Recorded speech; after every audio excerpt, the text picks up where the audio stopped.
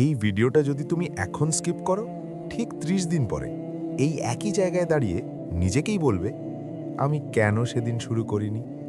একটু থামো, কারণ এই ৩০ দিন তোমার জীবন না, তোমার মস্তিষ্ককে বদলাবে। আমরা সবাই ভাবি সমস্যা সময়ের, সমস্যা পরিস্থিতির, সমস্যা মানুষের, কিন্তু আসল সমস্যা এখানে, আমাদের মাথার ভেতরে। আমাদের মস্তিষ্ক আরাম পছন্দ করে, সহজ রাস্তা চায়, তাৎক্ষণিক আনন্দ চায়। আর ঠিক এই কারণেই আমরা বড় কিছু শুরু করেও শেষ করতে পারি না। ঘুম ভাঙে, মন চায় না উঠতে, কাজ সামনে থাকে, হাত যায় ফোনের দিকে। দিন যায়, মাস যায়, আর আমরা বলি সময় পাইনি। সময় না, ডিসিপ্লিন নেই। এই পৃথিবী তোমার সম্ভাবনা দেখে না, দেখে তোমার ফলাফল। তুমি কত কষ্ট করেছো, কত স্ট্রাগল করেছো, এই প্রশ্ন কেউ করবে না।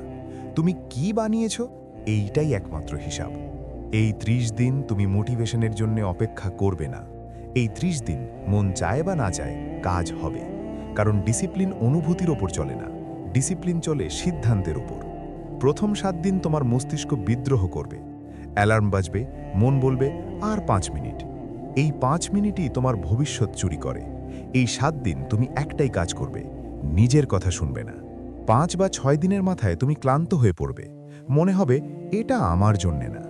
এই জায়গাটাই টেস্ট, কারণ এখানেই ৯০% মানুষ থেমে যায়। কিন্তু যদি তুমি এই জায়গাটা পার হতে পারো, তুমি আলাদা। একদিন হঠাৎ করে তুমি বুঝবে তুমি আর আগের মতো না, তুমি এখন নিজের কথা রাখো। আর যে মানুষ নিজের কথা রাখে, সে তার জীবনেও কথা রাখে। মোটিভেশন আসে, মোটিভেশন যায়, ডিসিপ্লিন থাকে। আরাম মানুষ ভাঙে, কঠিন কাজ মানুষ গড়ে। আজ তুমি যা করছো, আগামী ৫ বছর ঠিক সেটার ফলই পাবে।